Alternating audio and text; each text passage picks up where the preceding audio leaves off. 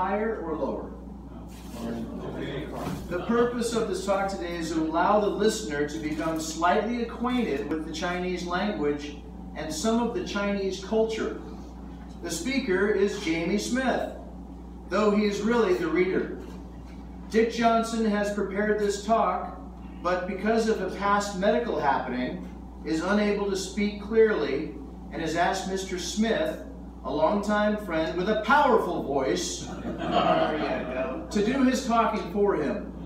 But Colonel Johnson is sometimes unpredictable and may butt in without notice. Please forgive this very senior citizen.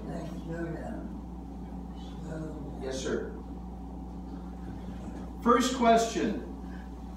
How many of you in the audience are Chinese? Raise your arm. That is strange.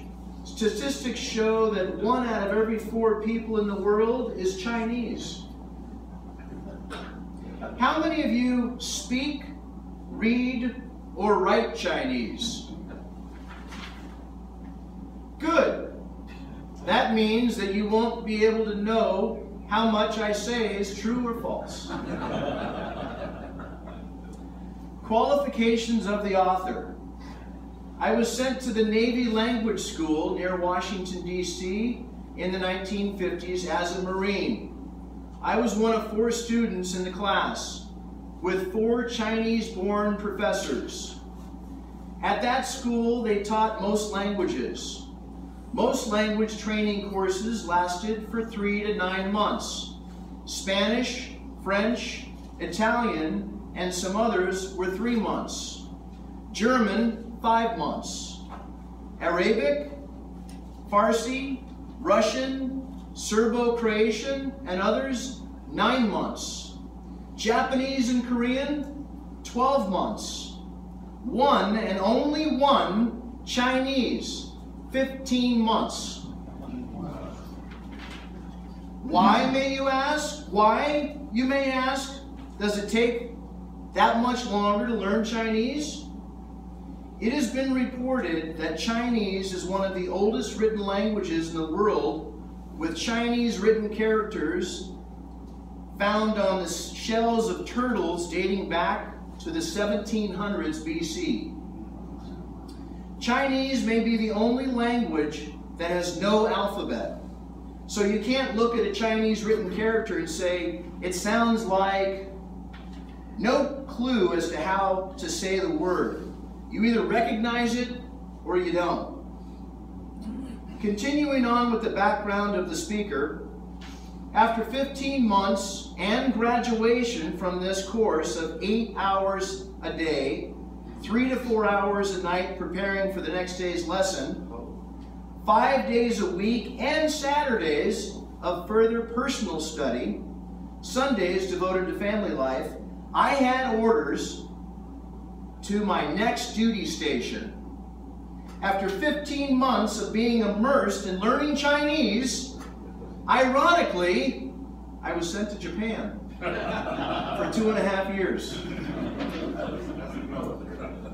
I was the Chinese specialist on a large Navy intelligence staff with the mission of collecting information about then totally communist People's Republic of China. Upon returning to the U.S., I was sent to a Chinese language refresher course. I was the only student and spent 8 hours a day with a Chinese-born instructor for 3 months. I was then assigned to the embassy in the Republic of China, Taiwan. You may notice the difference in Republic of China and People's Republic of China. The People's Republic is communist and located on the mainland of China. The Republic is nationalist China on Taiwan, and at the time led by Chiang Kai-shek. The communist leader at the time was led by Mao Zedong. In my attaché office, I had a Chinese instructor that came to my office at least an hour a day when I was there. Perhaps needless to say, I became very fluent with the language and did not need English. Learning the Chinese language was the toughest mental challenge I have had in my entire life. There was great incentive to learn. The Marine Corps is unforgiving for Marines that fail, and let failures go to follow other lines of non-Marine work. And a little more about the author. Getting this much involved with the Chinese and their language, you can't help but getting involved in paying attention to their long history and present-day advancements. For instance, I am sure many of you saw on the recent news the presidents of the two countries of China and Taiwan met in Singapore last week. That is the first time leaders of these two nations have met in 70 years. Presidents Xi Jinping from China and Ma Jianzhou, Taiwan, addressed each other as Mr. instead of President, to avoid this meeting as being seen as the official meeting of high-ranking officials of their respective countries. No national flags were flown, nor pins on their jackets. There is a long history of turmoil between these two landmasses, dating back to before the communists. Under Mao, Zedong kicked Chiang Kai-shek off of the mainland in 1949. We will see what happens next as China continues to spread its control throughout the world. They are very active in several of the African countries and other places where there is oil. The Chinese, as you know, have advanced in less than 50 years as far and often surpassed any other country in over hundreds of years. For many years, they would allow a married couple to bear only one child. They have now increased it to 2. Guess they don't want to be outdone by India or Muslim-speaking countries. Now on to the language. I mentioned the Chinese have no alphabet. So how do you find out the meaning of a character if you don't know it? It is all in the strokes needed to write the character. Here's an example. Here is one stroke. That alone means the number 1. This is number 2. And 3 is, then it begins to get more complicated. This is 4.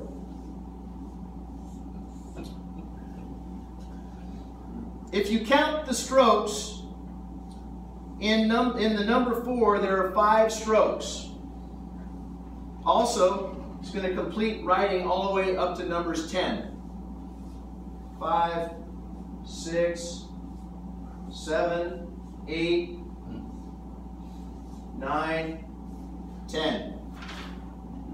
Let's take a more complicated character. Take the word country. It is written like this. This character has 11 strokes. China is pronounced Zhengguo and America Meiguo. Every Chinese, it's America. Every Chinese character has what they call a radical. This is really important.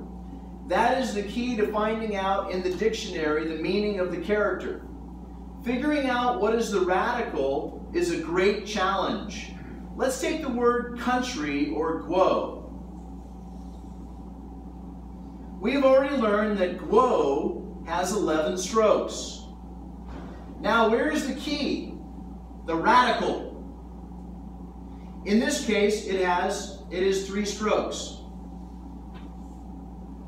If we were to look it up in the dictionary, we would start checking any of the 214 radicals.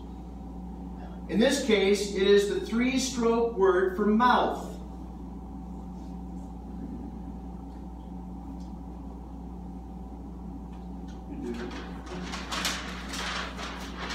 Now we have to count the rest of the strokes. not including the 3 we have already counted. There are 8 strokes.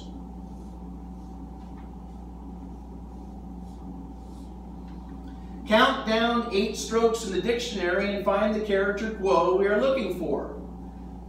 Then that refers to the page in the dictionary where we can search for the word.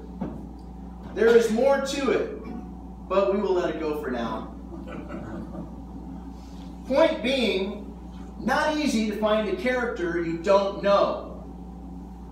Another complication, there are only so many sounds in Chinese. That means you can't say a word and ask what it means. For instance, the word sure takes up 10 pages in the dictionary. And all of the words have different meanings. That is one of the reasons why they have different tones. In Mandarin, there are 4 tones. In Cantonese, there are 8 tones. I only learned Mandarin, and the tones are flat, rising, and rounded, and down. Demonstrate. Ma, ma, ma, ma. And all mean different things.